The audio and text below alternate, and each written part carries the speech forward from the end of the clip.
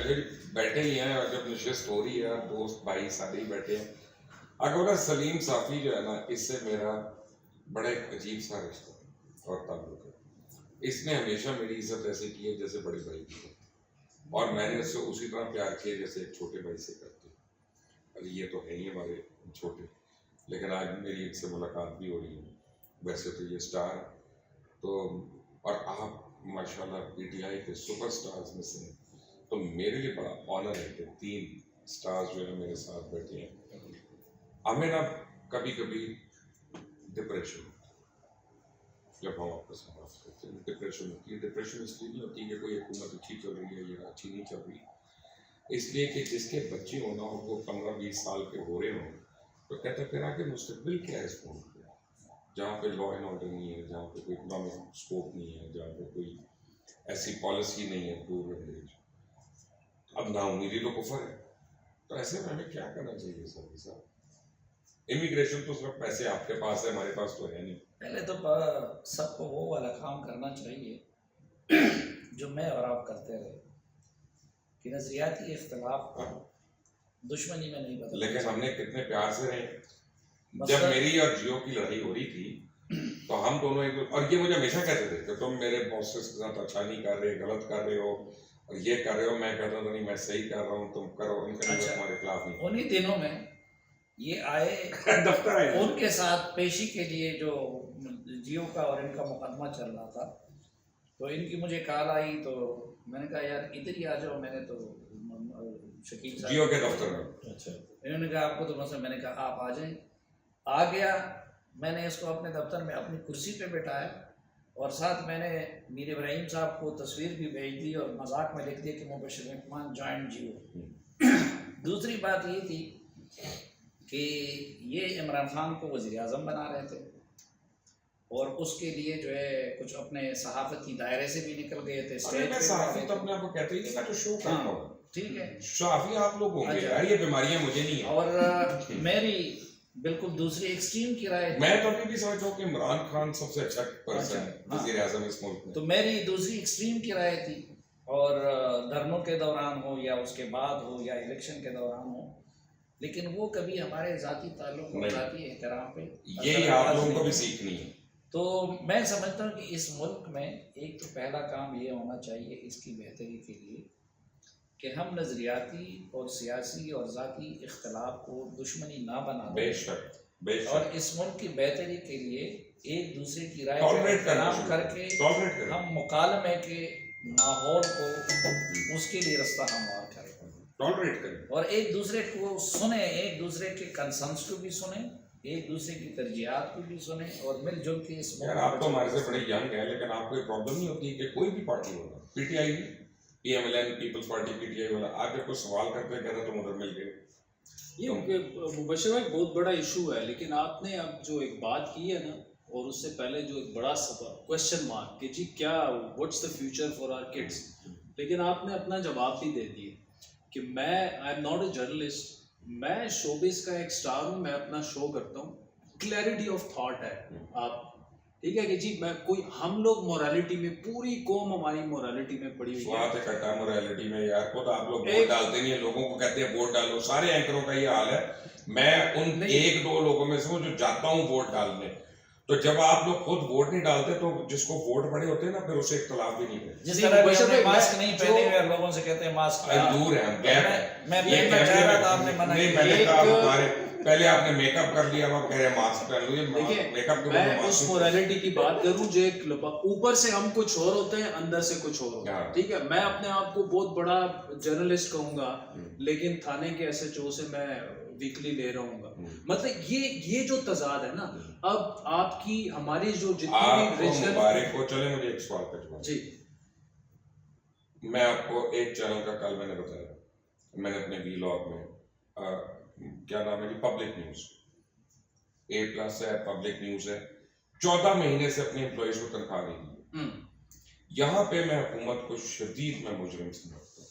हुकूमत के काम है कि लेजिटिमेट कारोबार चले, अगर किसी का काम नहीं चलता तो बंद करे, दूसरों के पैसे ना खो। 2 बिलियन आउटस्टैंडिंग होगी।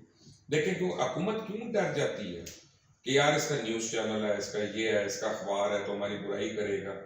सिटीजन का ख्याल करें, छोड़ दें मीडिया को, मीडिया में अच्छा लगे। देखिए मुबशर भाई, पहले तो जिस तरह सलीम साफ़ी साहब ने बात की कि मेरे ख्याल में हर एक चीज़ में आपको ये नहीं देखना चाहिए कि जी ये कौन बात कर रहा है, आपको ये देखना चाहिए क्या कि कह रहा है। क्या कह रहा है। तो अभी हो सकता है कि हमारे बहुत से काम गलत हों जो कि सलीम साफ़ी साहब अक्सर साफी साहब करते को हैं। हमें भी गलत लगते हैं कई काम। वही कह रहा हूँ ना, लेकिन कुछ तो ठीक भी होंगे। इसी तरह हमें भी एहसास होना चाहिए कि सलीम साफ़ी साहब, हो सकता है कि बहुत सी बातें इनकी गलत हों लेकिन बहुत सी ठीक भी होंगी। तो हमें जिस तरह इन्होंने कहा कि एक लेवल पे जाके उसको रोकना चाहिए, ये नहीं कि जिससे बिल्कुल वो ज़ाती नौइयत की और फिर उससे वो ऑथेंटिसिटी भी नहीं रहती। तो इस वजह से चाहे गवर्नमेंट हो या चाहे जर्नलिस्ट हो, एक तरीके से, ताकि लोगों को भी देखें हमारे ऊपर भी बहुत रिस्पॉन्सिबिलिटी है और आपके ऊपर भी बहुत रिस्पॉन्सिबिलिटी है। मतलब ठीक बात को गलत साबित करना या गलत बात को ठीक साबित करना ये नहीं होना हम तो चाहिए। मिरर हैं लोगों का, हमें तो दिखाना है मुआशरे में जो है, हम उसको जो है ना अच्छा बुरा दूसरा नहीं करेंगे, हम करेंगे जो हकीकत है। एग्जैक्टली उसी तरह होना चाहिए। दूसरा जो आपने फ्यूचर की बात की, देखें प्रॉब्लम्स हैं, ये मैं नहीं कहता कि प्रॉब्लम्स नहीं हैं, प्रॉब्लम्स हैं। पाकिस्तान के बहुत सीरियस इश्यूज हैं, स्पेशली इकॉनमी के बहुत सीरियस इश्यूज हैं। और जब तक इकॉनमी ठीक नहीं होती उस वक्त तक अगर लोग समझते हैं कि जी बहुत सी सारी चीज़ें ठीक हो जाएंगी, बहुत मुश्किल है। इकॉनमी फर्स्ट चीज़ है, जब तक वो ठीक नहीं तो वो तो अब हमारा मसला नहीं रहा ना, स्टेट बैंक इंडिपेंडेंट हो गया ना, अब तो वर्ल्ड बैंक के अंडर आ गया, अब तो हमें इकोनॉमी की फिक्र करना छोड़ देनी चाहिए। नहीं, लेकिन हमें तो ऑब्वियसली और इसमें मैं आपको एक और बात हाँ। बताता हूँ मुबशर साहब, बहुत से ऐसे लोग हैं जो पीटीआई के बहुत सपोर्टर हैं और जो थोड़ा बहुत इस वक्त थोड़ा सा वो अब देखिए इधर मीडिया भी एक बुनियादी गलती कर रहा है ना। अब जो सवालात असद उमर और हफीज शेख से करने चाहिए थे, ये सवाल उसके ही लिए है, आपने ये आते गपशप बारह बजे- नहीं ये असद उमर अभी आपको पता है कहाँ पे है, मेरी बात हुई थी, लेकिन ये गपशप हो रही है, ये सवाल जवाब नहीं हो रहे हैं।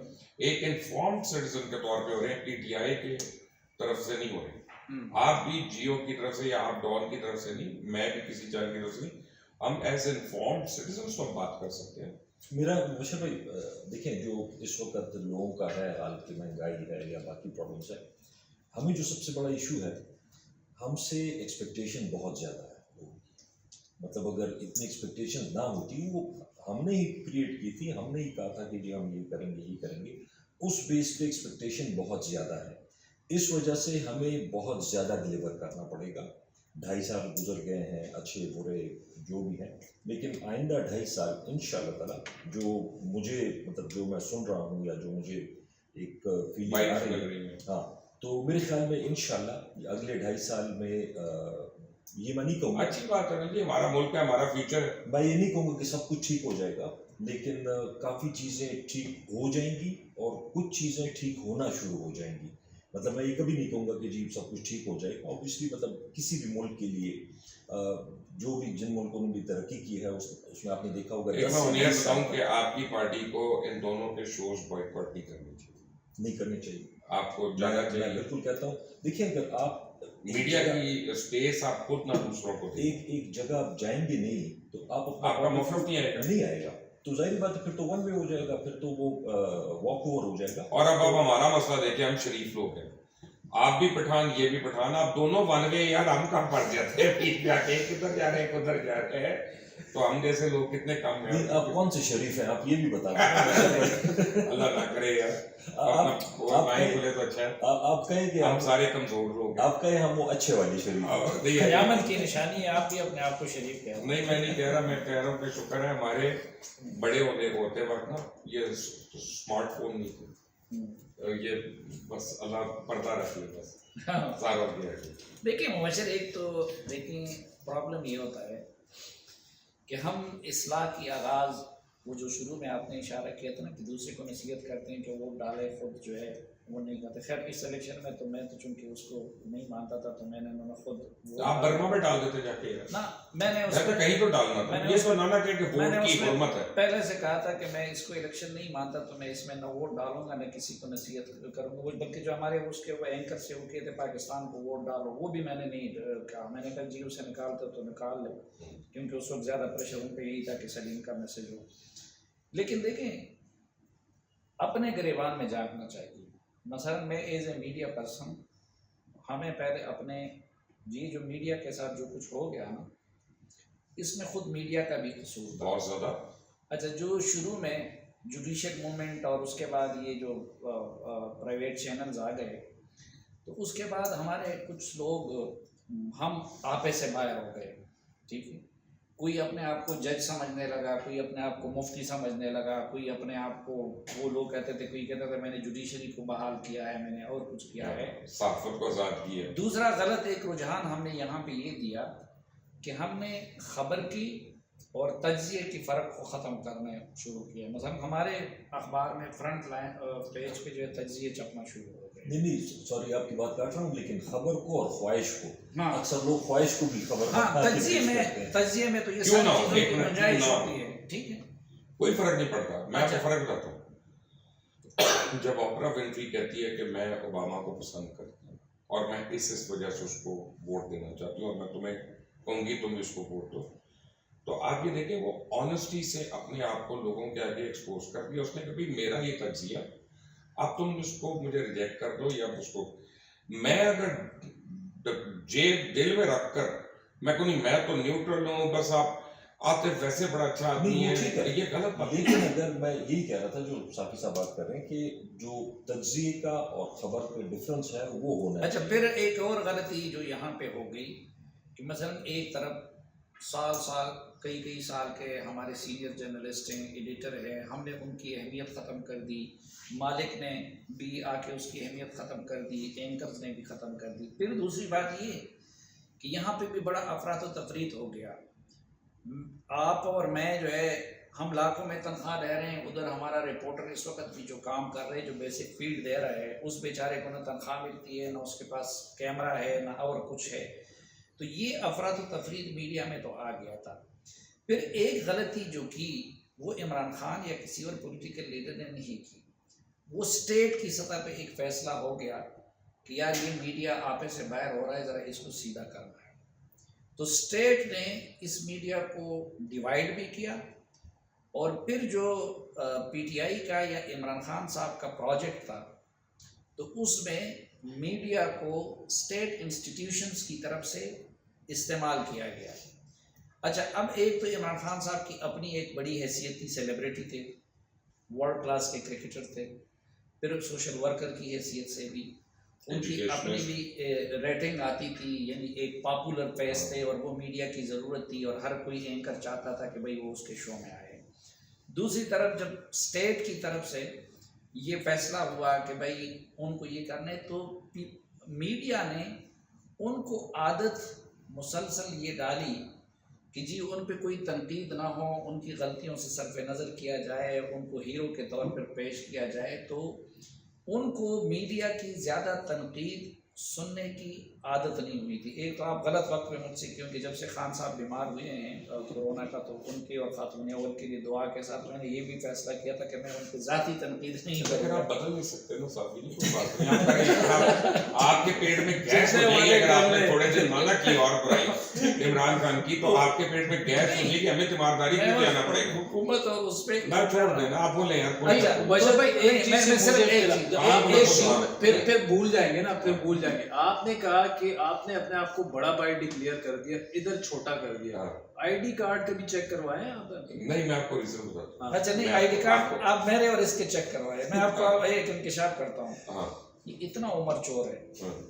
ये जर्नलिज्म डिपार्टमेंट में 2001 में मेरा तो उम्र छोड़ देना, चोरी करे ना। ठीक है, तो वो मैं ये कहता हूँ ना कि देखें, जो उस वक़्त फिर इतर हुकूमत में आने के बाद जाहिर बात है मीडिया की तोपों का रुख हमेशा हुकूमत की तरफ होता है।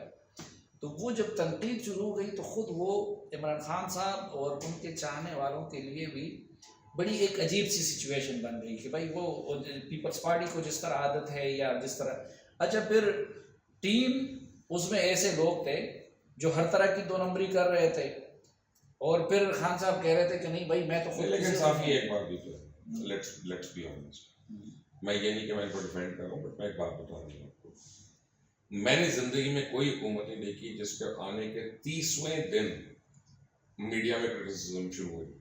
31 मिनट अभी ठहरे, और आपका मैंने चैनल जिंदगी में कोई ऐसी आपके भी 1 मिनट ना, आप मेरा भी जवाब सुनना।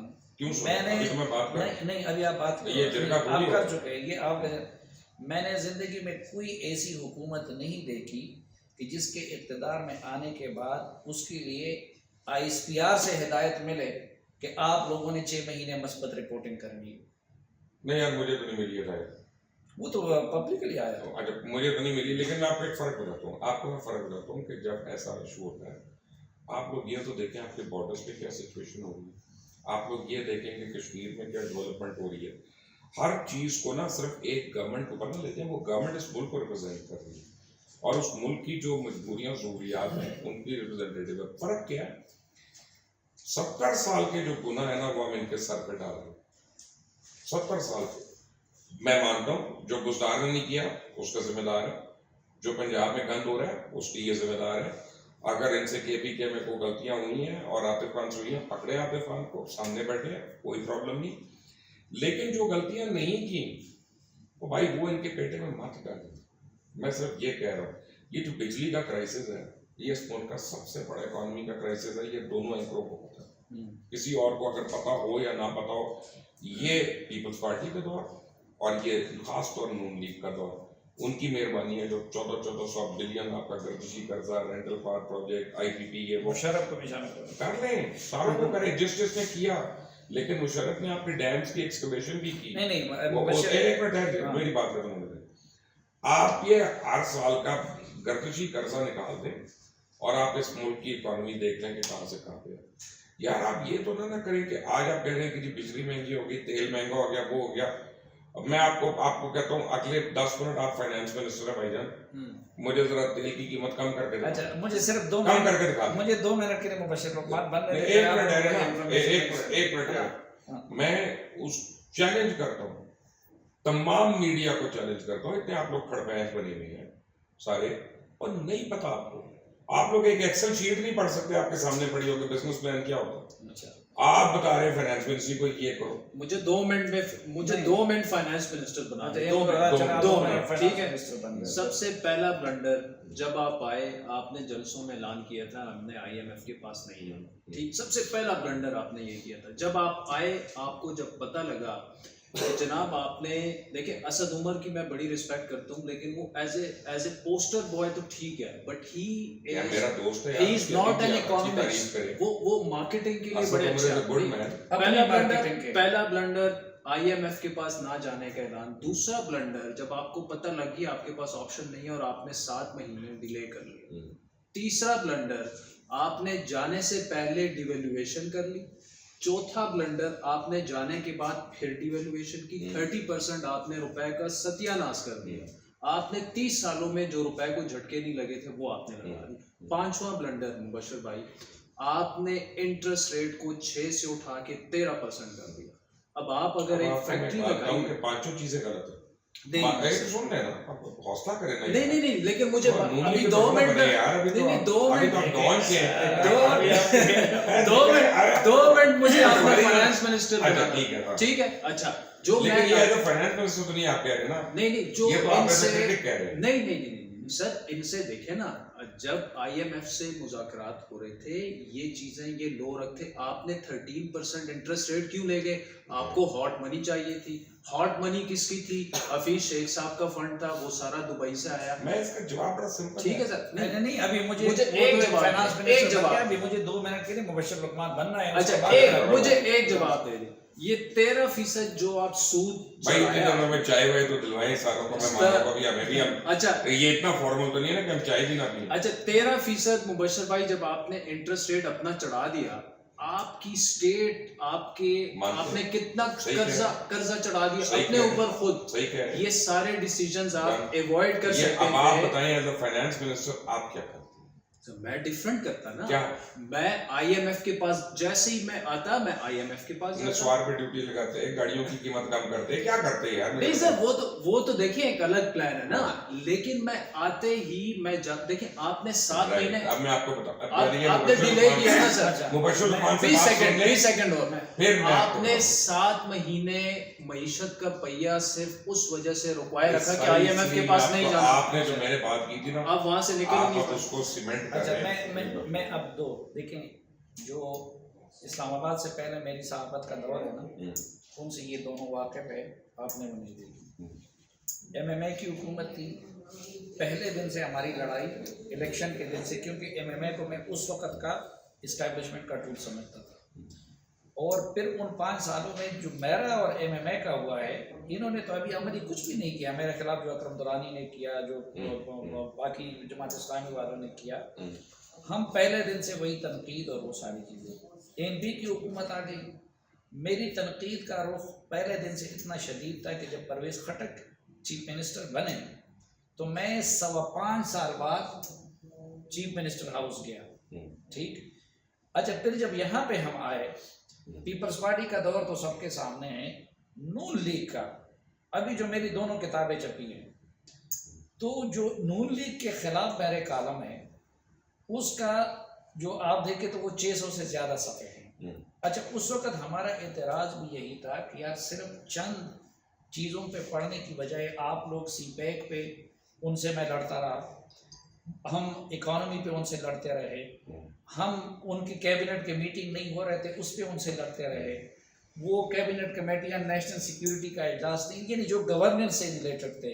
ये एतराज़ PTI या उनकी तरफ से नहीं आया है कि भाई तुम बलूचिस्तान को, पूरे बलूचिस्तान को सिर्फ सादर रफीक के ज़रिए क्यों चला रहे हो या फलां चीज़ें क्यों कर रहे हो। तो ये जो गवर्नेंस के उनके इश्यूज थे, वो उस वक्त भी PTI में नून लीग के हमने ज़्यादा वो किए थे। अच्छा, और एक और आज आपको इतला दूँ कि नवाज शरीफ ने किसी उस दौरान एक एंकर को भी हटाने का नहीं कहा। मेरे मालिकान सुन सकते हैं, उन्होंने एक बंदे को हटाने का कहा, दोनों बाप बेटे को बुला के, और पूरी मेरी पैर बनाई थी कि चीन से हमारा ताल्लुक। अच्छा, एक मिनट, वो मैं था। अब आ जाएं आप इस इकोनॉमी पे। मैं इकोनॉमी को नहीं समझता, हमेशा में आपको बजाते बजाते मिर्जा बंदर चले गए। ठीक है, अगर वो आपको फारिग कर देते तो तो जेल में ना होते ना, वो तो उस वक्त उस वक्त तो बचे रहे ना। इस वक्त मेरी और शाहजेब खानजादा और बाकी सबकी सजा जो है वो शकील साहब MSR को मिली है ना। MSR को चाहिए, अब आप तीनों को फारिग। हाँ, अभी और जगह ही निकाले यार और लोगों के लिए। अच्छा, ईमान से मैंने शुरू से दिल से ऑफर की थी, क्योंकि हमने कहा कि हमारी खातिर उन्होंने जो कुर्बानी दी है तो हम ये कुर्बानी देने को तैयार। एक मिनट, नहीं, एक मिनट। जो इकोनॉमी का मामला है ना, मैं तो नहीं समझता, मैं पहले दिन से, तो इसीलिए जो है आज तक अभी अपना घर भी नहीं बना सका ना। अभी कुछ ये नालायकी है, नालायकी, पैसा बड़ा आपके पास। नालाई है मैं, ठीक है, तो पैसा किधर है? बहुत है साफी साहब, मेरा मुंह खुलवाना सब। चले, वो तो पहले दिन से, पहले हफ्ते मैंने कॉलम, ये तो तालिबान बताएंगे कि किसके पास पहले दिन से।